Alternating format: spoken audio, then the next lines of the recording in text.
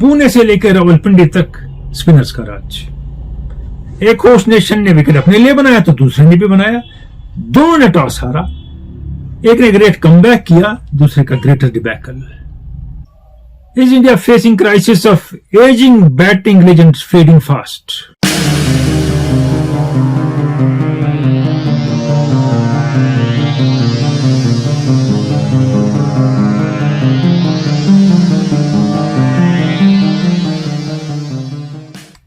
दो test match की बात करेंगे इस प्रोग्राम में आज, और एक पुणे में खेला गया जहां 113 रन से न्यूजीलैंड ने टेस्ट मैच जीता, सीरीज जीत ली, और अरसे दराज के बाद भारत ने अपने मुल्क में सीरीज हारी, और पाकिस्तान ने बहुत देर के बाद सीरीज जीती 2-1 से इंग्लैंड को हरा के। दोनों ने अपने टेलर मेड विकेट बनाए थे और उम्मीद थी कि इन विकेटों पे हम ही अच्छा खेलेंगे। एक टीम खेल पाई, दूसरी लुढ़क गई। बात पुणे टेस्ट की पहले, सैंटनर मैट हेनरी की जगह आ गए, मास्टर स्ट्रोक साबित हुआ। एक ही चेंज न्यूजीलैंड टीम में हुआ, राहुल की जगह गिल आए, कुलदीप यादव की जगह वाशिंगटन सुंदर आए, अगेन अ मास्टर स्ट्रोक। आकाशदीप ने सिराज को रिप्लेस किया, और सोचते होंगे क्यों किया, मैं बाहर बैठता तो बेहतर था। कितने ओवर किए उनने मैच में, कुछ याद है? अब सुंदर का आना भी हैरानी थी, बाद में तो उन्हें अच्छा खेला। इतने इंडिया में और ऑफ स्पिनर हैं जो इनसे बेहतर हैं, लेकिन रह रहे के सिलेक्टर्स को यही याद आते हैं। फिर ये आज विकेट लेते हैं तो हम कहते हैं क्या स्ट्रोक है, जैसे मैंने कहा मास्टर स्ट्रोक। लेकिन वो जो बाकी सारे साल विकेट लेते हैं और अच्छे स्पिनर हैं, वो क्यों नहीं नजर कभी आते हैं, उनकी तरफ ध्यान क्यों नहीं जाता है? रहने दें, उसको टेस्ट की बात करेंगे। कॉनवे ने 76 रन बनाए, उसके बाद ऋचा रविंद्रन ने 65 रन बनाए, एंड पे सैंटनर ने 33 रन बनाए, तो ठीक ठाक 259 रन का टोटल हो गया। वाशिंगटन सुंदर ने 7 for 59, a great comeback. Ashwin की बहुत पिटाई हुई है क्योंकि कम ओवरों ने बहुत रन दिए। कहीं थोड़ी सी कप्तानी की बात बाद में करूंगा राहुल रोहित शर्मा की। देखिए, दो ही पार्टनरशिप है इंपॉर्टेंट न्यूजीलैंड की इनिंग में, कॉनवे और रविंद्रा की 62, सैंटनर और रविंद्रा की 49 की पार्टनरशिप। अब इंडियन बैटिंग आई तो गिल बचते बचाते 30 रन बना गए, 3-4 बार डीआरएस से बच गए, और टांग आती थी आगे, बैट आता नहीं था। कोहली ने एक नथिंग शॉट खेला, उनसे उम्मीद ही नहीं है कि गली कोचे में कोई खिलाड़ी ऐसा शॉट नहीं खेलेगा, बोल्ड हो गए। पंत ने आके स्लॉग किया, वो खेलते हैं वैसे, इस बार नहीं चला। जडेजा ने रेजिस्टेंस दिखाई पहले इनिंग में, 38 रन बनाए, और मरते मारते 156 रन बने कुल। और सैंटनर की बारी थी 7 विकेट लेने की 53 रन पे। सैंटनर की अलग बात करूंगा।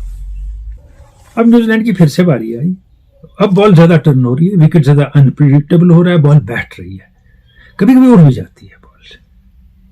तो चांस है कि न्यूजीलैंड ज्यादा स्कोर नहीं करेगा, मगर न्यूजीलैंड ने कंफर्टेबली खेला। 1-2 पार्टनरशिप जमा के 255 तक स्कोर खींच के ले गए। लेथम ने 86 बनाई, सीरीज में नहीं चले थे। यंग ने 23 बनाए, ब्रंडल ने 41 बनाए, और आखिर में फिलिप्स ने 48 रन नॉट आउट बनाए। तो टारगेट बहुत बड़ा हो गया इस विकेट के लिए। 359 रन बहुत बड़ा टारगेट है किसी भी विकेट पे, इस पे ज्यादा। तो वाशिंगटन सुंदर ने फिर 4 विकेट लिए, उनके 11 हो गए मैच में, और अश्विन ने 2 विकेट लिए, 97 रन पड़े हैं उनको। जडेजा ने विकेट लिया, he was under bowled, Ashwin was over bowled. और चौथे दिन सुबह सुंदर से शुरू नहीं की, बॉलिंग जो ज्यादा थ्रेटनिंग थे, वेटरन बॉलरों से इसकी एक्सपीरियंस से, और थोड़ा स्कोर खींच लिया न्यूजीलैंड ने। लेकिन एंड बहुत फास्ट हो गया न्यूजीलैंड की इनिंग का, 231 पे 5, 255 आ रहा। वहां जडेजा चमक गए और विकेट ले गए सारे। 359 का टारगेट, तो India came out guns blazing कि हम तेज खेलेंगे, प्रेशर में लाएंगे अपोजिट टीम को, कि इस विकेट पे आप जितनी देर टिकेंगे कोई भरोसा नहीं है कब बॉल क्या करेगी, आप रन नहीं कर पाएंगे। हम जितने फास्ट, जितनी बॉल हार्ड है, रन बना ले। रोहित शर्मा से नहीं बने, उनके फेलियर्स का सिलसिला जारी रहा। और उसके बाद कोहली और पार्टनरशिप जमती है जायसवाल की, लगता है कि इंडिया मैच जीत सकता है। जबरदस्त रफ्तार से रन बन रहे हैं, 7 की एवरेज से रन बन रहे हैं, और सबको लग रहा है, और कमेंटेटर कह रहे हैं अब तो बस विक्ट्री कितनी दूर है वगैरह। लेकिन इस सारे में एक चीज उनको याद नहीं है, वो भी देख रहे हैं मगर देखते क्या है, कि कोहली बच रहे हैं। ये एक ही वन मैन शो है, ये सिर्फ जायसवाल खेल पा रहे हैं। And what a great find he is, he dominates a position and plays with freedom. 65 बॉलों में 77 रन इस विकेट पे, और अगर वो टिक जाते वही एक होप थी, तब लग भी रहा था। ज्यादा स्कोर वगैरह बॉलिंग फिगर्स नहीं सुनाऊंगा, बातें करेंगे मैच की हम, टेक्निकलिटीज की कुछ। देखिए क्या खिलाड़ी हैं Jaiswal. He has taken like fish to water international cricket. Comfort कितनी है, शॉर्ट बॉल हो, टर्निंग बॉल हो, सीधी बॉल हो, जो बॉल हो, कैसा खेलते हैं। ये एक अमेजिंग फाइंड है इंडियन क्रिकेट के लिए। और जब तक वो खेल रहे थे लग रहा था कि मैच तो जीत जाएंगे, विकेट तो बड़ा आसान है। वो आउट हुए और लगा विकेट तो बड़ा मुश्किल है, रन तो बन नहीं सकते। उसके बाद कोहली एलबीडब्ल्यू हुए। Pant is a very bad जज of singles, he got run out. उनने हमने देखा पिछले जिस मैच में सरफराज ने सेंचुरी बनाई थी उसमें भी 5-6 बार इनकी कोशिश भी दोनों को रन आउट होने की आपस में। कोहली के 17 रन 40 बॉलों में आए। और बात यह भी हुई कि डीआरएस का मामला है जी, कि ये देना चाहिए था अंपायर को आउट या नहीं। मामला ये है, अंपायर्स कॉल कभी आपके हक में जाती है, कभी दूसरी टीम के हक में जाती है। आप क्या कर सकते हैं अंपायर्स कॉल को? It will not always go in your favour that you will blame umpire's call. तो माना है अंपायर्स कॉल को तो ये भी एक्सेप्ट करना। 127 पे 2 है भारत और 167 पे 7 आउट है। ये 127 रन बने 22.2 ओवर्स में, और इसके बाद 14.4 ओवर में सिर्फ 40 रन बनते हैं और 5 खिलाड़ी गिरते हैं। तो it was Jaiswal and Jaiswal alone, जिससे लग रहा था कि इंडिया मैच जीत सकता है। और बहुत जल्दी हमारे सो कॉल्ड एक्सपर्ट जो होते हैं टीवी पे, वो बोल जाते हैं कि अब तो बहुत है, अब ये अब देखना है कैसे जीतेंगे, क्या करेगा, अगले का अप्रोच क्या होगा। विकेट ऐसा है कि आप नहीं टिक पाएंगे ज्यादा देर, कैरी नहीं कर पाएगा। एक बॉल का मामला हो जाएगा। पहले इनिंग की बैटिंग देखिए इंडिया की, वो उस वक्त भूल जाते हैं। फिर इन पर सिर्फ रेजिस्टेंस है 42 रन की जडेजा की, और बड़े अरसे के बाद इंडिया ने अपने मुल्क में सीरीज हारी है। बेंच स्ट्रेंथ की बात करते हैं वो तो ठीक है, जायसवाल आए हैं, पिछले मैच में सरफराज ने 150 बनाए, गिल स्कोर करते हैं, सुंदर ने अच्छा खेला। लेकिन बात हम उनकी करें जो लेजेंड्स हैं। Are they fading fast? Kohli का डाउनफॉल आप देखिए 2020 से 2 सेंचुरियां हैं, पता नहीं 25-27 कुछ एवरेज है टेस्ट क्रिकेट में उनकी। थोड़ा जब अनश्योर खिलाड़ी हो जाता है उनकी क्लास का, वो हाईएस्ट क्लास के खिलाड़ी हैं, तो वो खेलता है जो उसने कभी ना खेला। वो पहली इनिंग में दिख गया, अनसर्टेनिटी पैदा हो जाती है उसके क्रिकेट में। He has quality to stage a comeback. He staged comeback in limited overs, but he hasn't staged a comeback in Test cricket as yet. Rohit Sharma दोनों क्रिकेट को एक ही तरह खेल रहे हैं। अरे टेस्ट में कुछ टाइम निकाल लो, जरूरी है वक्त भी निकालना अगर अटैक भी करना है। T20 में स्टार्ट दे दिया जल्दी तो आप जीत जाएंगे, वनडे में भी थोड़ा स्टार्ट दिया, 60-70 रन भी काफी हो गए। ये टेस्ट क्रिकेट है। अप्रोच की बात अलग है, लेकिन यहां बात कुछ और है। अब डिफरेंस क्या रहा? दोनों टीमें स्पिनर थे और माना जाता है इंडिया स्पिन को अच्छा खेलता है। ये गलतफहमी बहुत अरसे से लोगों को है। जब यहां लांस गिब्स आए तो नहीं खेल पाए उनको, एशले मेलेट आए तो नहीं खेल पाए, डेरिक अंडरवुड आए तो नहीं खेल पाए, एडमंड्स आए, पोकाक आए, सकलैन आए, उन्होंने मैच जिताया अपोजिट टीम को। जहां बॉल टर्न हुई, इकबाल कासिम आए, उन्होंने दूसरी टीम को मैच जिताया। ऐसा नहीं है कि हम जी बड़े तीसमार खाने स्पिन के, नहीं, अच्छे स्पिनर दूसरी टीम में है तो इंडिया का भी वही हाल होता है जो दूसरी टीम का होता है। और इस मैच में हमने देखा दूसरी टीम का अप्रोच अपनी दूसरी इनिंग में बेहतर था इंडिया से। अब स्पिनर दोनों टीम में जो थे उनमें फर्क क्या था? 2 स्पिनर इंडिया के पास हैं जिनने 800 से ऊपर विकेट लिए। न्यूजीलैंड के पास 2 स्पिनर थे, एजाज पटेल ने कुछ विकेट लिए, सैंटनर ने कभी 5 विकेट नहीं लिए। फिलिप्स क्या है ये अभी तक मैं समझ नहीं पाया कि वो बैट्समैन है या बॉलर है। फील्डर बड़े अच्छे हैं और वो स्पिनर आपको डांस कराते हैं, उनको जो कहते हैं हम स्पिन को खेलते हैं। और यहां के spinner they let them of. अब ये नहीं कि स्पिनर्स ने अच्छी बॉलिंग नहीं की, फिर हुआ क्या? आप सैंटनर को स्टडी करिए एजाज पटेल के साथ मिला के भी। एजाज पटेल ने विकेट क्यों नहीं लिए? उनने उतनी वैरी नहीं की बॉल, उनकी लेंथ बैकफुट पे खेलने वाली थी, बैट्समैन खेल लेता था। सैंटनर ने speed, pace of the ball, flight of the ball, direction of the ball and length of the ball very key, subtle variations, मगर सारी वेरिएशंस उनकी विद इन द विकेट्स थी। यही वेरिएशन अश्विन की विद इन द विकेट्स नहीं थी, wicket taking balls कम थी। और जडेजा की चौथे दिन की सुबह तक यही हालत थी। चौथे दिन जब बॉलिंग करने आए, जब उन्होंने 3-4 विकेट लिए, उस वक्त उन्होंने अपनी असली बॉलिंग की कि सामने बैट्समैन खेलने आए फिर मैं बॉल निकालूं, ये नहीं कि बैट्समैन चाहे जैसे मैं वैसी बॉल करूं। और अश्विन ने ओवर एक्सपेरिमेंटेशन की पूरे मैच में, बहुत ज्यादा रन दिए उन्हें मैच में। अब वॉशिंगटन सुंदर ने क्यों विकेट लिए? उनका कमबैक था।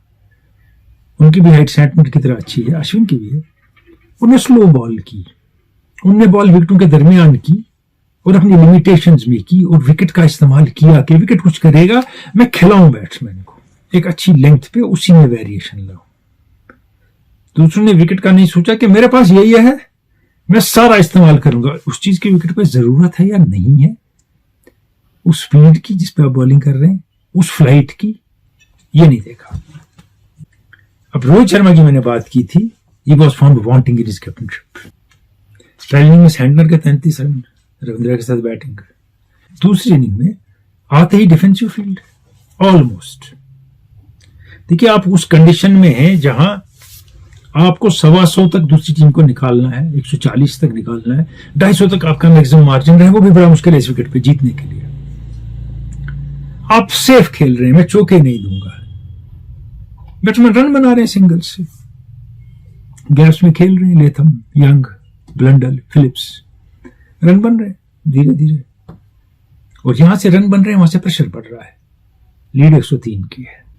अब लेथम ने एक ही काम किया, रविंद्रा को कम यूज किया, जबकि होने चाहिए थे यूज, क्योंकि एजाज पटेल इफेक्टिव नजर नहीं आ रहे थे। इस मैच में स्केपगोट ढूंढे जाएंगे, इनकी वजह से हमने मैच हारा है। उसमें आप कोहली को टच नहीं करेंगे, रोहित शर्मा के बारे में थोड़ा कहेंगे, ज्यादा टच नहीं करेंगे। जायसवाल को आप कर नहीं सकते।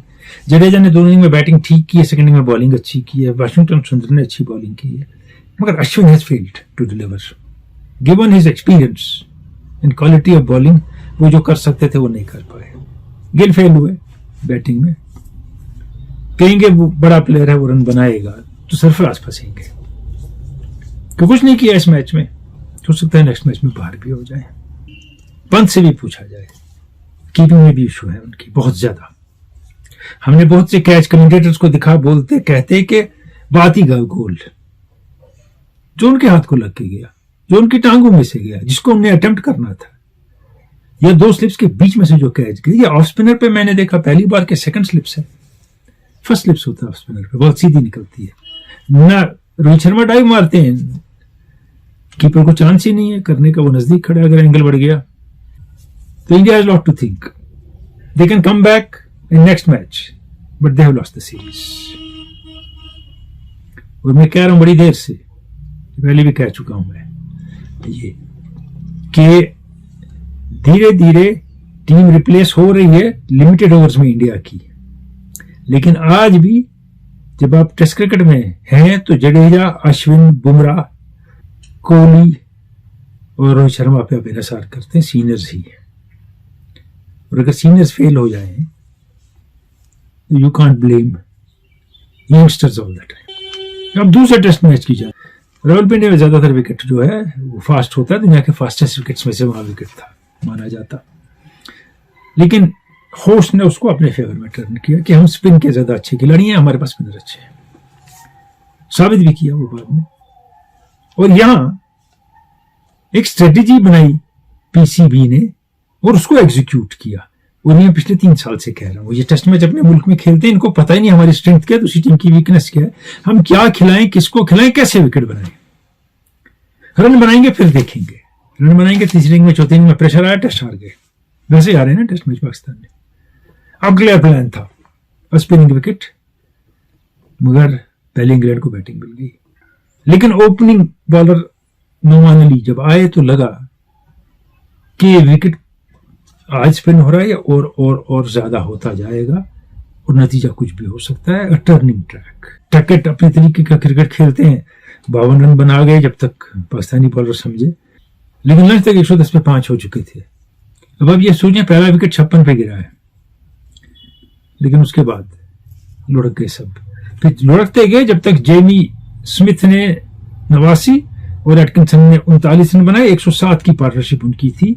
लगा मैच में बहुत अहम साबित होगी, क्योंकि ज्यादा रन तो बनने नहीं है इस मैच में। साजिद खान ने 6 विकेट लिया।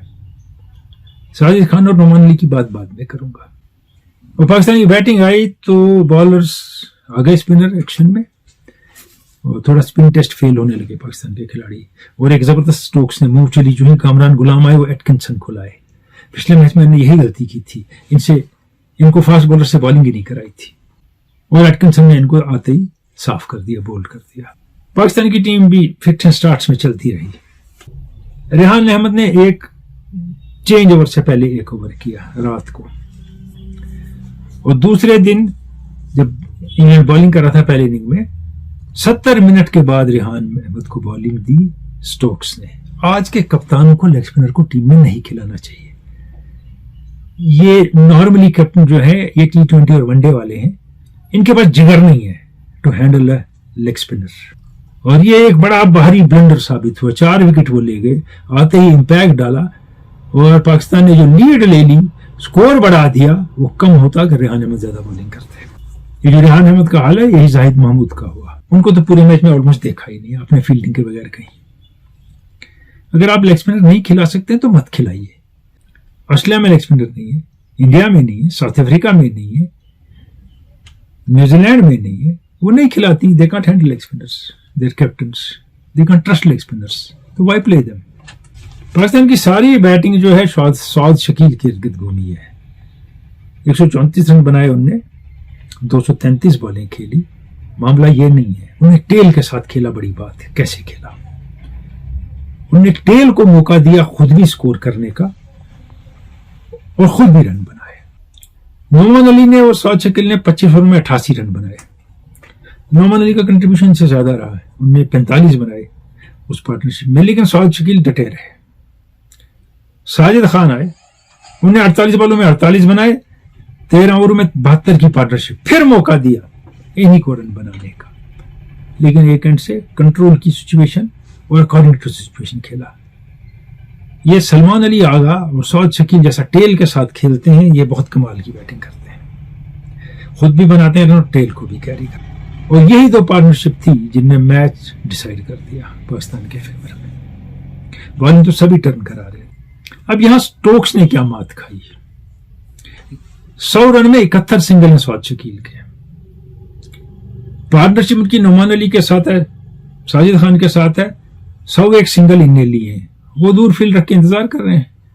अब ये लंबा खेलेंगे, टेल आ गई है, नजदीक नहीं लाए, प्रेशर नहीं डेवलप किया टेल पे या बैटिंग पे कि हम सिंगल नहीं देंगे, खेलना ऊंचा खेलो। जहां बॉल टर्न होती है ऊंचा खेलना मुश्किल होता है, कैच का चांस ज्यादा होता है, एज निकलने ज्यादा होते हैं, मिस हिट ज्यादा होती हैं। स्टोक्स को समझ ही नहीं आया। अगर यही विकेट में पेस होती, स्विंग होता, तो उनको पता होता फास्ट बॉलर कैसे यूज करने हैं। उनको नहीं पता था स्पिनर कैसे यूज करने, उनके लिए फील्डिंग क्या लगानी है। और स्टोक्स ने जो वहां किया, उसकी वजह से फाइनली लीड भी हुई और बहुत ज्यादा प्रेशर में इंग्लैंड आ गया। दूसरी इनिंग में इंग्लैंड ने कोई रेजिस्टेंस ही नहीं दिखाई। रूट के 33 हैं, ब्रुक के 26 हैं, उसके अलावा कुछ नहीं है। बेशतर बैट्समैन पिछले 2 टेस्ट में इंग्लैंड के बोल्ड और एलबीडब्ल्यू हुए हैं। क्यों? बॉल टर्न हो रही है, लो नहीं भी हो, इनको ऑन द राइज खेलने की आदत है। बॉल आपसे दूर है, आपने बैट लाइन में लाया और मारा कि बॉल बैट पे आएगी, लेकिन बैट पे नहीं आई, बॉल डिविएट हो गई, बॉल थोड़ी स्लो हुई, तो आप बोल्ड हो गए या एलबीडब्ल्यू हो गए। अगर बैट गया था बॉल आई, या बैट यहां गया तो बॉल यहां चली गई थी, वो समझ नहीं पाए इंग्लैंड के बैट्समैन। और हम कहते हैं कि इंटरनेशनल खिलाड़ी हैं, they are suppose to adjust. जैसे जब इंडिया पाकिस्तान के खिलाड़ी इंग्लैंड जाएंगे, they are suppose to adjust to swing bowling. वहां तो टर्निंग विकेट नहीं देंगे ना, तब कोई तकलीफ नहीं होती हमें। लेकिन अगर इंडिया और पाकिस्तान स्पिनिंग विकेट दे या श्रीलंका, तो कहते हैं देखो गड़बड़ करते हैं। ये बैलेंस हो जाता है, कोई गड़बड़ नहीं है इसमें। अब आप देखें ओवरऑल पिछले 2 टेस्ट को पाकिस्तान के 40 विकेट गिरे, 39 2 बॉलर्स ने लिए। साजिद खान ने 401 रन देके 19 विकेट, और नोमान अली ने 20 विकेट 277 रन दे के दिए हैं। रावलपिंडी टेस्ट ले लें आप, जिसमें फास्ट बॉलर ने एक भी बॉल नहीं की पाकिस्तान की तरफ से। आमिर जमाल खेलते रहे लेकिन बॉलिंग नहीं की उनने। शाजिद खान ने 10 विकेट 197 रन पे और नुमान अली ने 9 विकेट 130 रन पे लिए। अब ये सब कुछ हो गया। मैंने कहा था पहला टेस्ट भी नुमान अली खेलने चाहिए नहीं थे। कुछ फैसले लिए पीसीबी ने, सिलेक्टर्स ने, वो अच्छे साबित हुए। पहला ये कि हम टर्निंग विकेट पे खेलेंगे, देखते हैं हम क्या कर पाते हैं, और दूसरा हम स्पिनर्स को खिलाएंगे और स्पिनर्स पे भरोसा करेंगे। मैंने पिछले मैच में भी कहा था स्पिनर को पालना होता है, स्पिनर ग्रो करते हैं, मगर अगर आप वो मौका ही नहीं देते, हर मैच में नया स्पिनर खेलता है, स्पिनर विल नेवर ग्रो। जिसे Zahid Mahmood is never going to grow. इस मैच में खिलाना ही नहीं था और मैं पिछले मैच में भी कह चुका था उनकी जरूरत ही नहीं है। कैप्टन को भरोसा नहीं है, बॉलिंग देगा नहीं तो खेलेगा क्यों। अब 2 टेस्ट उनके नाम हो गए, 2 टेस्ट में 7 ओवर किए शायद उनने के 8, तो हम कहेंगे 2 टेस्ट और खेलिए, एक ही विकेट लिया है। और यहां बहुत लोग कह रहे हैं कि देखिए कमाल हो गया, बाबर आजम को निकाला, नसीम शाह को निकाल दिया और शाहीन शाह अफरीदी को निकाल दिया, देखिए कितना फायदा हो गया, टीम सीरीज जीत गई। उनको निकालने से कोई फर्क नहीं पड़ा, आपने स्ट्रेटेजी और प्लानिंग बदल दी। इसी स्ट्रेटेजी और प्लानिंग से पहले खेलते तो शायद यही नतीजा आता तब भी, कि हम स्पिन पे डोमिनेट करेंगे दूसरी टीम को और उसी हिसाब से खेलेंगे। और वैसे ही इन दोनों मैचों में फास्ट बॉलर का तो कोई रोल ही नहीं था, तो वो 2 खेलते भी फास्ट बॉलर तो करते क्या, फर्क तो पड़ना नहीं था कुछ। और हमें हर वक्त हर चीज कंपेयर करनी है बाबर आजम शाहीन शाह अफरीदी से, कि उस वक्त क्या क्या उन्होंने बुरा किया, इस वक्त क्या क्या हुआ। एक 2020 में, एक 2022 में international cricketer of the year था, तो उन्होंने कुछ अच्छा भी किया होगा। अब बिल्कुल स्पिनिंग ट्रैक पे खेल के सीरीज जीती है। अगली सीरीज जो साउथ अफ्रीका जाके खेलनी है, वहां देखेंगे आटे दाल का भाव। रबाड़ा, एंगीरी, Jansen, Mulder, you name it. तब हम देखेंगे Kamran Ghulam, how good is he in international cricket. Saud Shakeel और आगा सलमान क्या करते हैं, अब्दुल्ला शफीक जो सीरीज में नहीं चले वो क्या करते हैं। मैं ये नहीं कह रहा हूं कि वो कम तर प्लेयर हैं, लेकिन बहुत पहले ही लोगों ने फैसला ले लिया कि अब तो कामरान गुलाम आ गए, अब तो बाबर आजम को रिटायर होना चाहिए, अब क्या जरूरत है उनकी। इंटरनेशनल क्रिकेट में आना और रहना 2 अलग चीजें। अब डोमेस्टिक परफॉर्मेंस पे आ सकते हैं, लेकिन इंटरनेशनल परफॉर्मेंस पे रहना पड़ता है, और हम उम्मीद करेंगे कामरान गुलाम रहेंगे वहां। और अभी लो और स्लो विकेट थे, तो अब मजे में खेल लेते हैं। जहां आपको हरी करना पड़ता है, और hustle by the pace and the bounce, we have to live up to expectations there also. A tough call in future for Pakistan, जैसे इंडिया का हाल हुआ।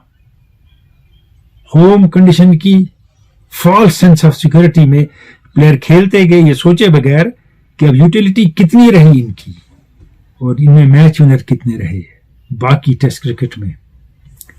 तो आप खिलाते गए और वो होम सिक्योरिटी भी इनसिक्योरिटी हो गई फाइनली। पाकिस्तान ने सीरीज जीती है बहुत देर के बाद।